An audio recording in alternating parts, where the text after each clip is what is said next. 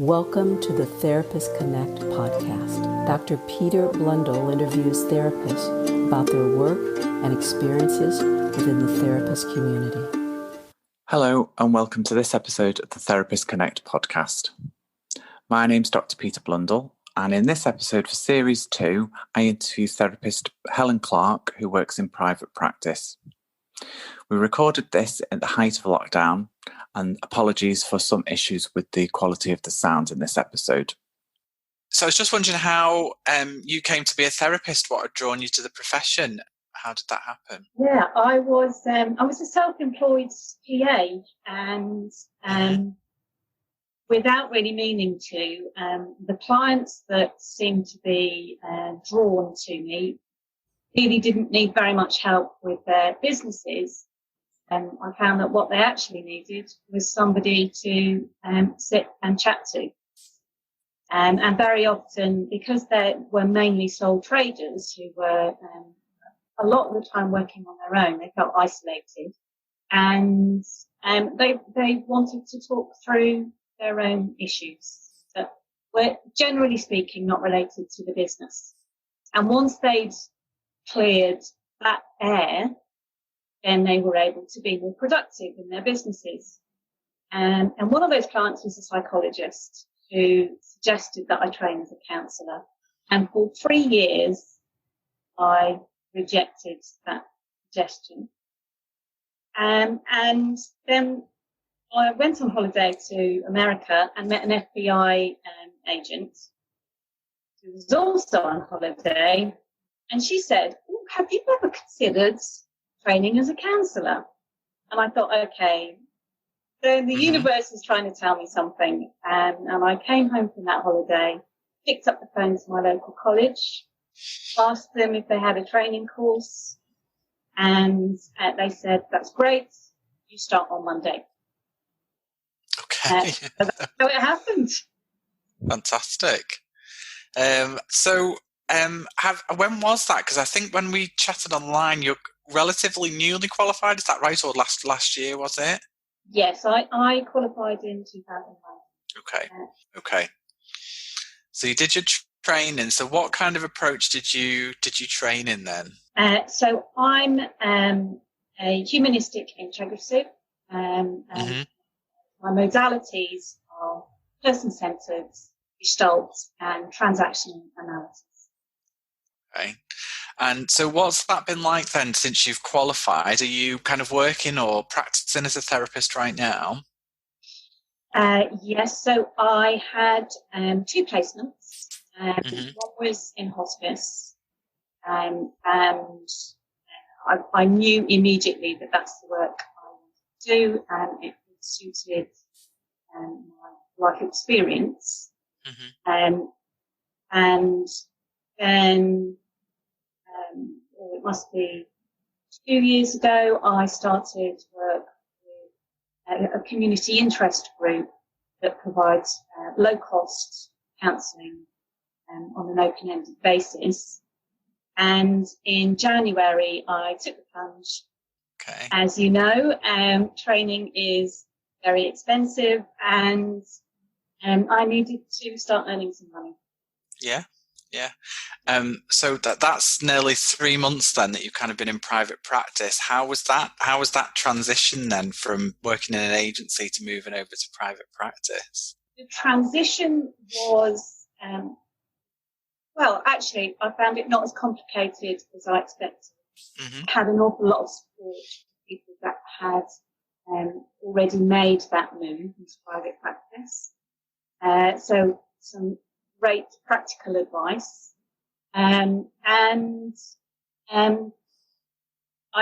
went through a period of am I good enough? Should I really be doing this now? Am I too new?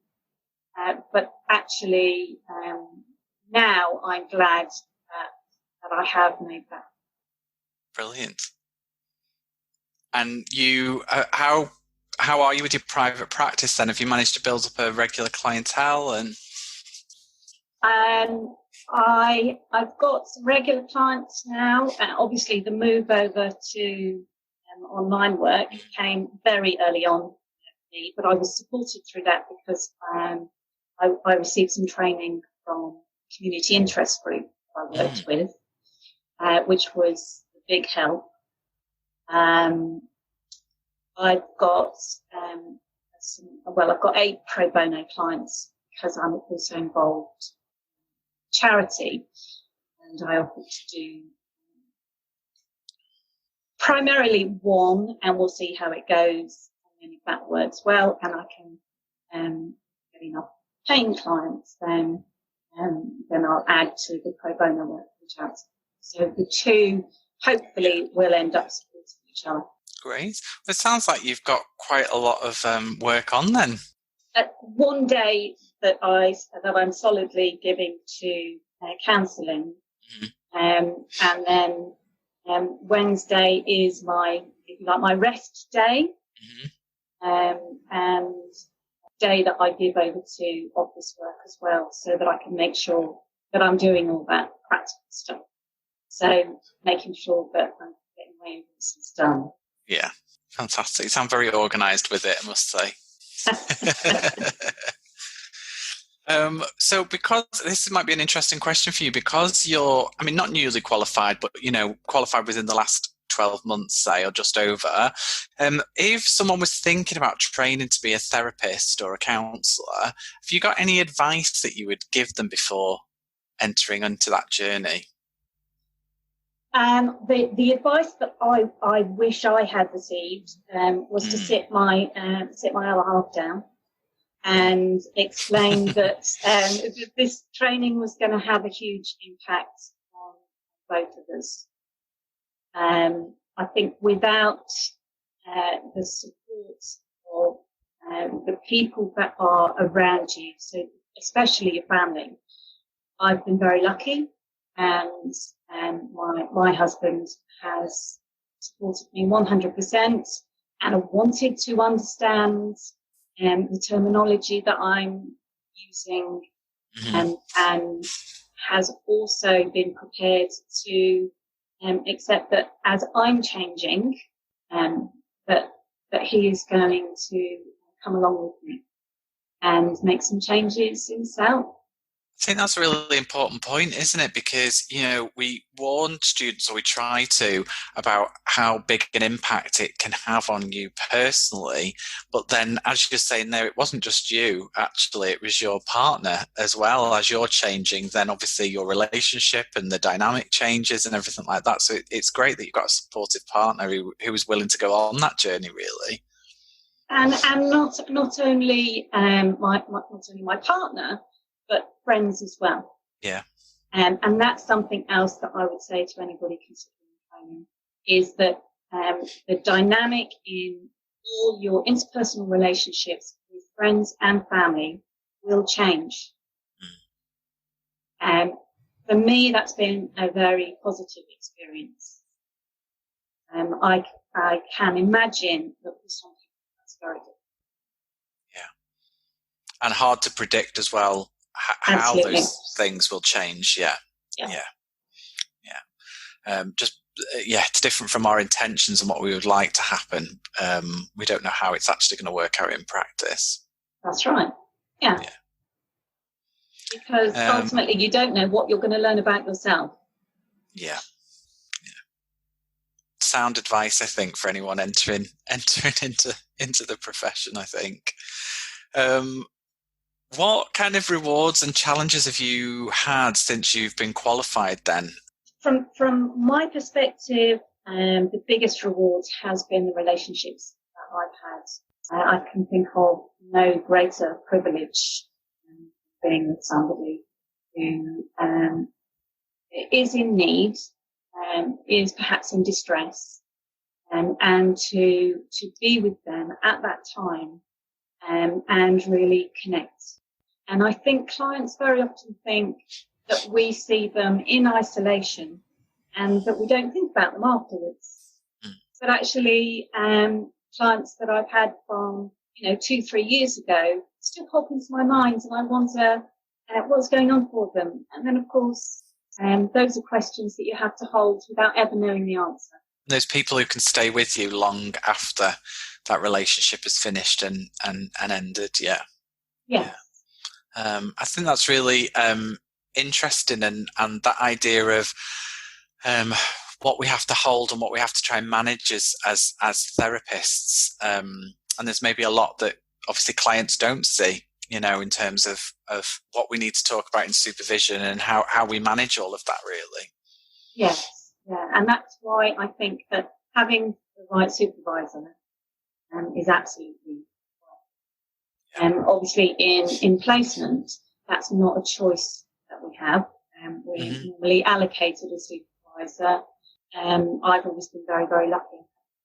Great supervisors that I've bonded with really well.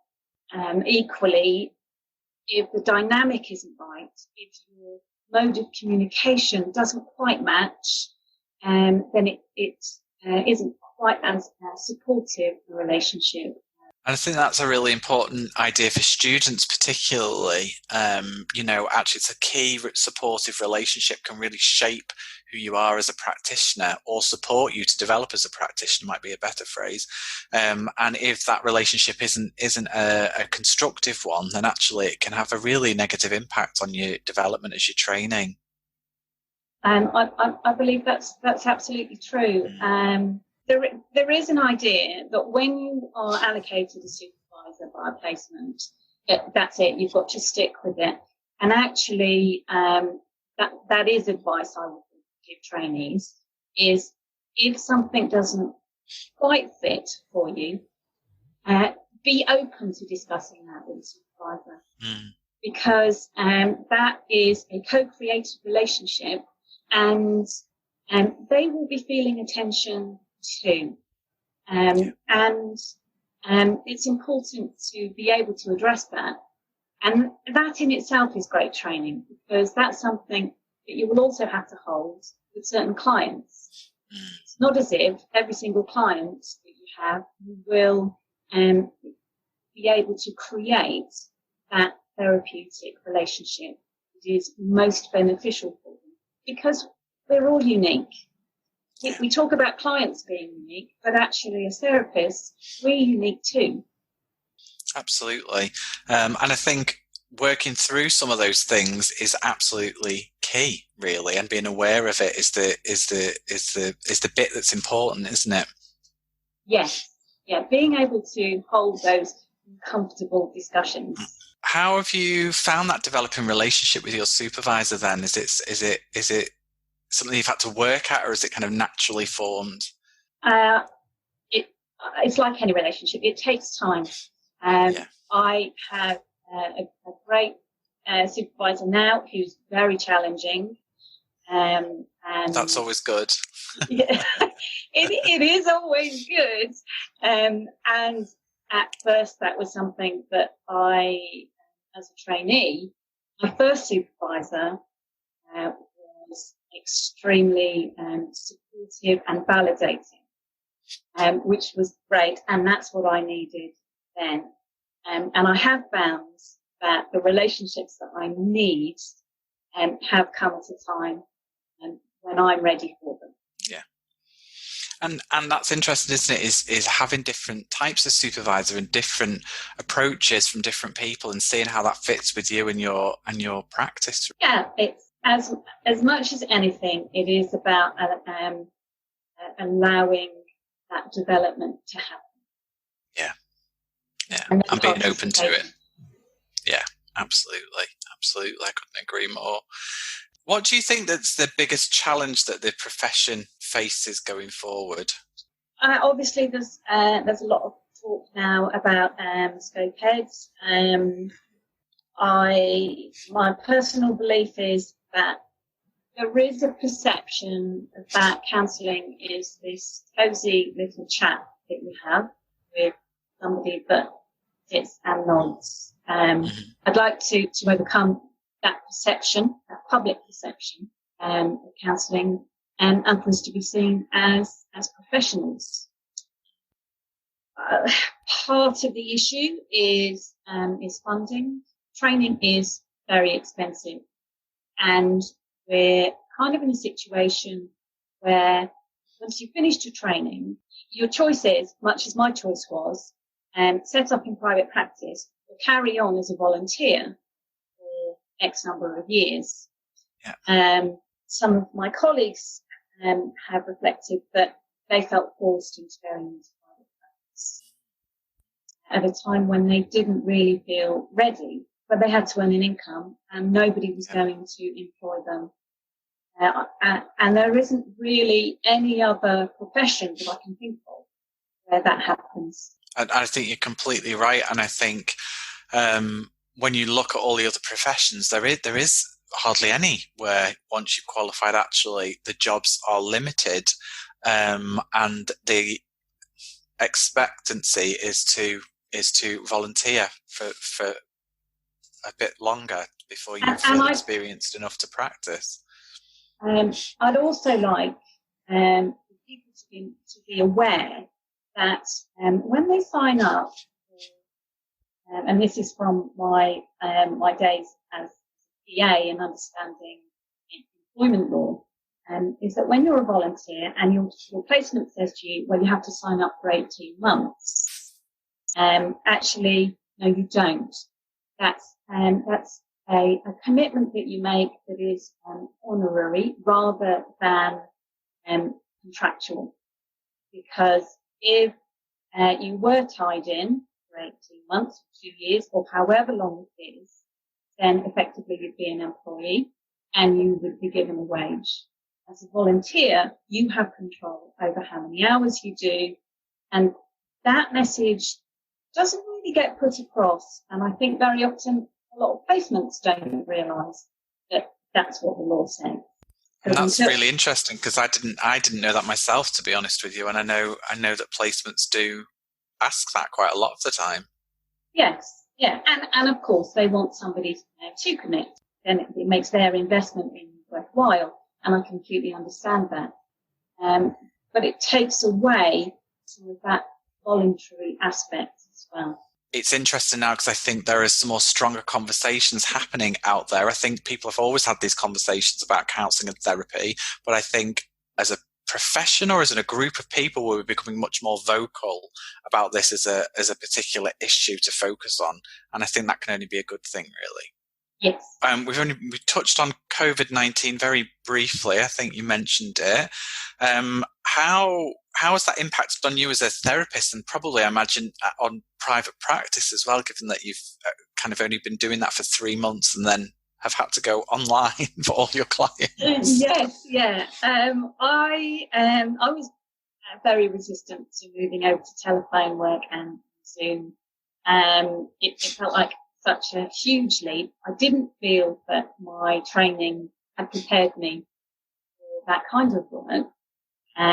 So that was a real shock, just from face-to-face work, and particularly with long-term clients who all of a sudden being told, well, you can't see each other this week. Yeah. Oh. So I think there's something very powerful that happens when you sit in a room with a client and you share their energy. So for me, I work very much with clients' bodies, and all of a sudden, all I'm seeing of them is their head and perhaps their shoulders, depending on where their device is located. So that's something that I've had to adjust to. I'm learning to work differently with them. And now I'm asking my clients to notice their own bodies and to feed that back to them, which of course is not as reliable, shall we say. So I can't tell when a client is tapping their foot and ask them to consider what's going on. It's a bit more of you're relying on their awareness around themselves and maybe prompting and questioning so that they are acknowledging what is going on, but there may be some things that are missed because of that process. Yes, yeah, absolutely. The flip side to that is that working on Zoom, I'm suddenly seeing clients in their own environments, and the picture that perhaps I have had imaginary part of our relationship where I think I know what's going on is maybe very, very different than what is happening in real life. And that's something that has been positive. Clients are behaving differently because they're in their home environment. Yeah. And that's all information. Yeah. And might change the way we relate to people potentially as we see those different bits of information or how they are or where they are or who they're with. Absolutely, yeah. And especially because we're all trapped in our homes, and perhaps, say for example, if a client has a pet that comes in, or a child that comes in, what I've now learned is that the way that they interact with what's going on around them feeds into our work together, which isn't something that I would have been able to experience before. Yeah. So I've noticed on your website you've got a In a Nutshell series, and you're looking at kind of different bits of the key theories, I suppose, that you're using as a therapist. So transactional analysis, Gestalt, and person-centered counselling. So I was just wondering about how important do you think it is for clients to understand kind of different aspects of the theories that we're using, and what kind of made you come up with this idea of the blog? I don't think it's essential for clients to understand our models, unless they particularly want to. It may well be that people who have previous experience counselling may be very clear about what they're after. Created the blog as an alternative to putting content into the main body of my website. I think very often we as counsellors talk a lot of theory on our website that isn't particularly helpful to clients, and doing it as a blog meant that was something that clients could look at if they felt that they wanted to. I recall, in the old days, we would have opened Yellow Pages, which gave virtually no information at all. And we have this amazing opportunity now through the internet, where we can be better informed. And I do think that should be optional rather than prescriptive. I find it fascinating because I was speaking to somebody about this the other day. I remember when I was training, I read a book about setting up in private practice, and it wasn't that old, and it was saying, under no circumstances, put a photograph on your website. Do not let the client see what you look like before they actually meet you in person. And I always remember it because it struck me at the time. And now, I mean, it's kind of like, actually, there's so much more information the client's going to know about you before they'll see you, they'll know about you, your practice and everything. There's so much information there now, I think. Yes. And especially because clients will, without fail, check you up on Google, and check on Facebook to see what information they can glean. So my website was really what I would have wanted to know 30 odd years ago when I first went into counselling. So when I walked into a room to meet my first counsellor, what would I have liked to have known? I've had some, shall we say, less than productive times, and one in particular was with a psychoanalyst, because I didn't know what the difference was between a psychoanalyst or a humanistic counsellor, and that's where the theory is useful, to know what sort of approach, what sort of relationship I might expect from my experience with this person. And it's like a little snapshot, isn't it, for clients to be able to kind of see and read and think, oh yeah, I kind of, even if they don't fully understand the theory that's there, it's kind of an idea of this sounds like something that I would want to be, or that's the type of person that I'd want to speak to. Yes. I think it's interesting that the book that you were reading says no photograph, because of course if a client looks, for example, the BACP register, then there's your photograph. Yeah.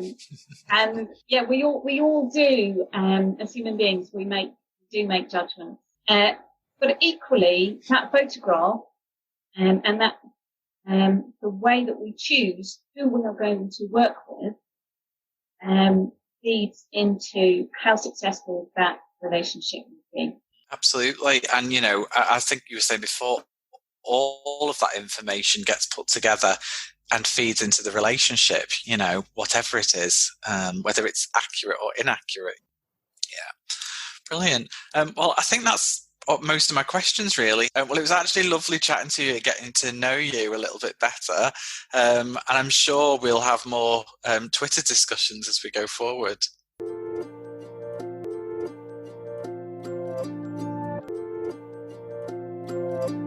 Thank you for listening to the Therapist Connect podcast. Go to www.therapist-connect.com for more discussions and debates.